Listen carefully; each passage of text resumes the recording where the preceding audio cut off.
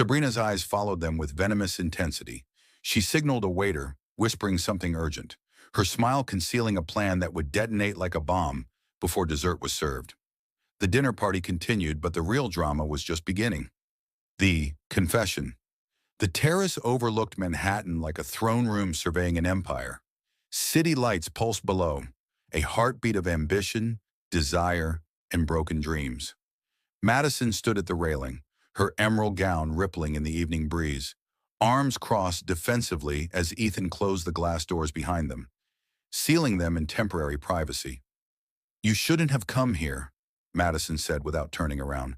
"This is my sanctuary, Ethan. The one place you couldn't touch." "I didn't know," he admitted, moving closer but maintaining distance, a chess player uncertain of his opponent's next move. "When my assistant booked Luminaire, I had no idea you owned it." "Madison, if I'd known, you would have chosen somewhere else?" She spun to face him, eyes blazing with a year's worth of suppressed fury and unresolved longing. "Of course you would have. God forbid you're reminded that I exist, that I survived you. That's not fair." "Fair?" Her laugh was hollow, haunting. "You left me, Ethan. 3 years of marriage, 5 years together before that. Gone in a single conversation. I've changed, and you said, we want different things. As if I was a business deal that stopped being profitable." Ethan's jaw clenched. The guilt he'd buried beneath ambition and Sabrina's distractions erupted like a wound reopened. "You wanted a quiet life, dinner parties and charity galas. I needed more." "I wanted us," Madison countered, stepping forward, closing the distance between them. "I would have built empires beside you, Ethan, but you never asked. You just assumed I was an anchor when I could have been your wings." The truth of her words struck him like a physical blow. In the soft glow of the terrace lights, he saw clearly what he'd been too blind to recognize. Madison hadn't been holding him back. His own fear of vulnerability had been the cage. "Sabrina isn't you," he whispered, the confession escaping before he could stop it. Madison's breath caught. "What?" "She's exciting, unpredictable, dangerous. Everything I thought I wanted. But she doesn't." He struggled, years of emotional armor cracking. "She doesn't know me." "Not the way you did. She loves what I've become, not who I am." "And whose fault is that?" Madison's voice trembled. "You chose her, Ethan. You chose the penthouse over our brownstone, the magazine covers over Sunday mornings in bed, the chase over the catch. I was wrong." The words hung between them like a detonated bomb. "I was terrified that if I stopped climbing, stopped conquering, I'd disappear, that I'd be nobody.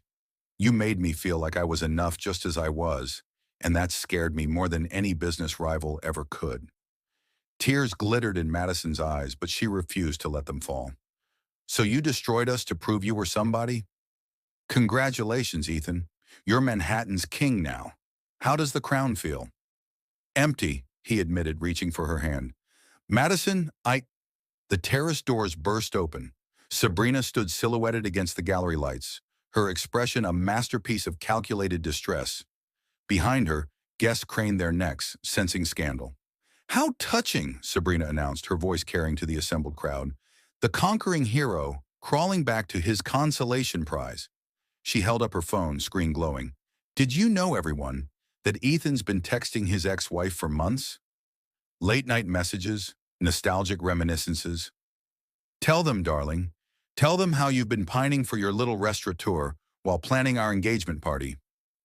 Madison's face drained of color. "What is she talking about?" Ethan's blood turned to ice. "Sabrina, that's not what? Not true?" Sabrina's laugh was venomous. "I have the messages, Ethan. Every pathetic, 'I miss you.' Every 'Sabrina isn't you.' You've been lying to both of us." But Madison was shaking her head, understanding dawning. "I never received any messages from Ethan. Not a single one in 12 months. Sabrina's triumphant expression flickered, a crack in the performance. Ethan's eyes narrowed dangerously. "Show me the messages, Sabrina. Now." The terrace had become a stage, and everyone in Luminaire was watching the final act unfold. The last course. Sabrina's perfectly manicured hand trembled as she clutched her phone, realizing too late that her improvised weapon had become a grenade with the pin pulled. The terrace fell into suffocating silence, broken only by the distant hum of Manhattan traffic and the collective held breath of 40 witnesses. The headline read, "Architect's Wife Vanishes Without Trace. Family Desperate for Answers." Tips flooded in, each one sending Nathan's heart racing, each one leading nowhere. A woman matching Emma's description in Milwaukee. Wrong person. Someone who thought they'd seen her boarding a bus to New York. The woman had blonde hair. A psychic claiming to have visions. Nathan hung up before she finished her pitch. 6 months passed like a prison sentence. Nathan attended support groups for families of missing persons, sitting in church basements listening to stories that mirrored his own pain. He hired 3 different private investigators. He printed thousands of flyers with Emma's face and distributed them across the Midwest.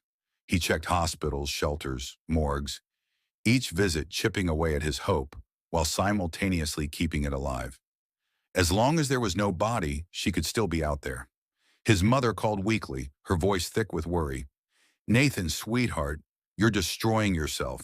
Maybe you should talk to someone, a therapist." "I don't need therapy, Mom. I need Emma." But the truth was darker than he could admit. Late at night, in the empty house that still smelled faintly of her lavender perfume, Nathan wondered if he was searching for a ghost. What if Emma was gone forever? What if their child had been born somewhere without him? Or worse, what if neither of them had survived whatever had taken her away? Winter arrived, blanketing Chicago in snow. Nathan stood at their bedroom window, watching couples walk hand in hand below, and felt the weight of 1,000 unanswered questions crushing him. "Where are you, Emma? Why did you leave? Are you safe? Do you think of me? Does our baby have your eyes?" He picked up her wedding ring from the nightstand where he kept it, pressing it against his heart. "I won't stop looking," he whispered to the empty room. "I promise you, wherever you are, I will find you." Outside, the city sparkled with holiday lights, indifferent to his suffering. Nathan closed his eyes and tried to remember the sound of Emma's laugh, terrified that her memory was already starting to fade. The magazine cover. The coffee shop on Michigan Avenue was Nathan's refuge, the one place where he could sit anonymously among strangers and pretend to be normal for 30 minutes before returning to his endless search. It had been 8 months since Emma disappeared, and Nathan had developed a routine. Black coffee, corner table, laptop open to missing persons, databases he'd memorized by heart. "Here you go, hon," the barista said, sliding his cup across the counter. Behind her, a magazine rack displayed the usual glossy covers. Celebrities, fashion, lifestyle content that belonged to a world Nathan no longer inhabited. Then his heart stopped.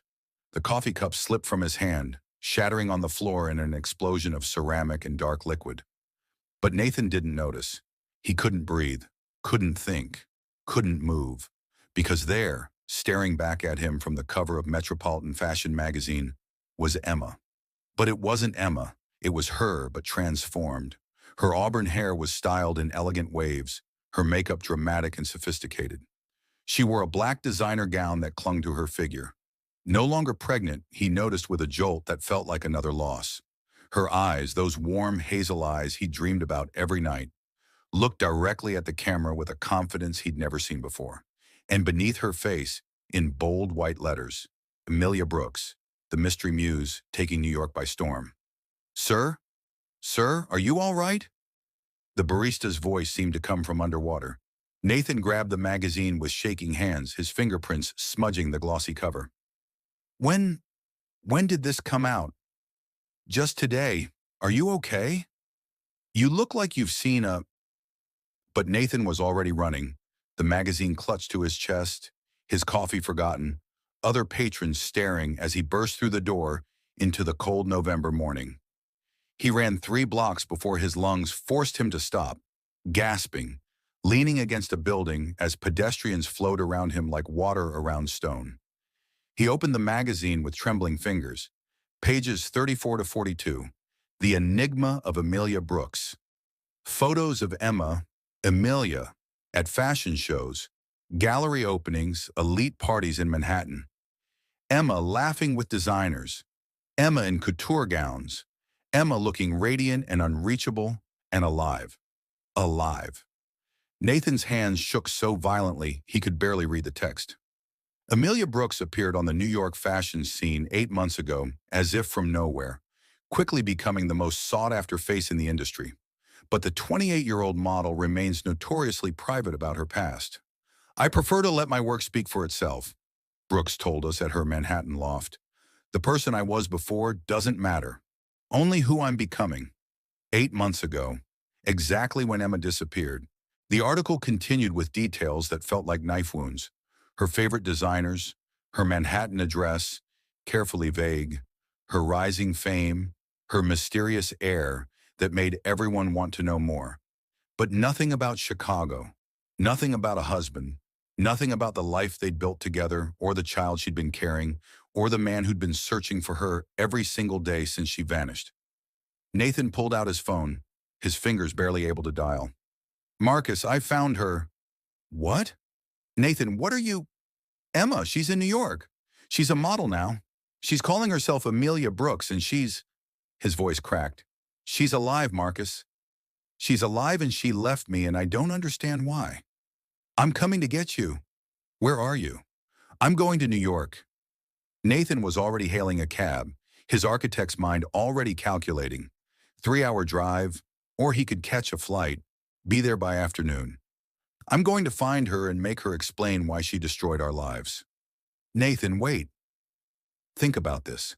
If she changed her name, if she's hiding, I don't care." Nathan slid into the cab, his voice hard with determination and heartbreak. "I've spent 8 months thinking she might be dead. She owes me answers." As the cab merged into traffic, Nathan stared at the magazine cover, at the woman who was Emma but called herself Amelia, at the stranger wearing his wife's face. What had happened to turn his warm, loving Emma into this glamorous, unreachable figure? Why had she run? Where was their child? The questions multiplied with every mile toward the airport, but one thought dominated all others. He'd found her.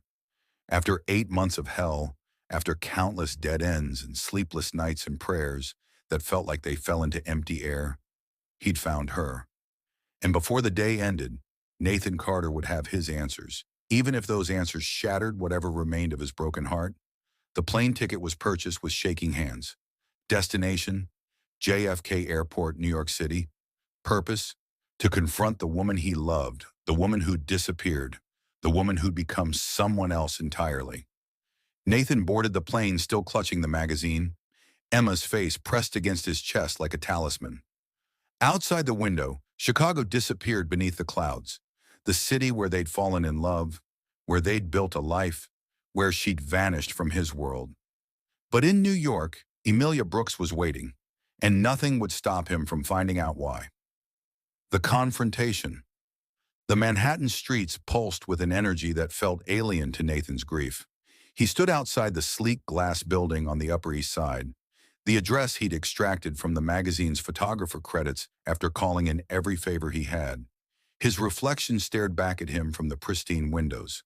A gaunt man in a wrinkled suit, clutching a magazine like a lifeline, looking desperately out of place among New York's polished elite. The doorman eyed him suspiciously. "Can I help you, sir?" "I'm here to see Amelia Brooks. Apartment 14C. "Is Miss Brooks expecting you?" Nathan's jaw tightened. "Tell her Nathan Carter is here. Tell her I'm not leaving until she talks to me." Something in his voice must have conveyed his desperation, because the doorman picked up the phone, murmuring quietly. Minutes stretched like hours. Then finally, "You can go up." The elevator ride felt like ascending into another dimension. Each floor took him further from the life he knew, closer to answers he wasn't sure he wanted. When the doors opened on the 14th floor, Nathan's heart hammered against his ribs. Apartment 14C. He raised his fist to knock, but the door opened before his knuckles touched wood. And there she was. Emma stood in the doorway, and Nathan forgot how to breathe. She was even more beautiful than her photos, wearing simple jeans and a cream sweater, her hair pulled back, her face free of the dramatic makeup from the magazine. For a moment, she was just Emma again, his Emma, and he wanted to pull her into his arms and never let go. But her eyes stopped him. They were filled with tears. Yes, but also with something else. Fear. Nathan. His name on her lips was a prayer and an apology. You shouldn't have come. I shouldn't have. The words choked him. 8 months of anguish erupted. You vanished, Emma. You were pregnant with our child and you disappeared without a word. I thought you were dead. I've been searching everywhere, dying inside every single day. And you've been here, living as someone else, modeling. How could you do this to me? Emma's hand flew to her mouth, stifling a sob. Please, come inside. I can explain, but not out here. Please, Nathan. The apartment was stunning. Floor-to-ceiling windows overlooking Central Park. Designer furniture, abstract art on pristine white walls. It looked like a magazine spread, cold and impersonal.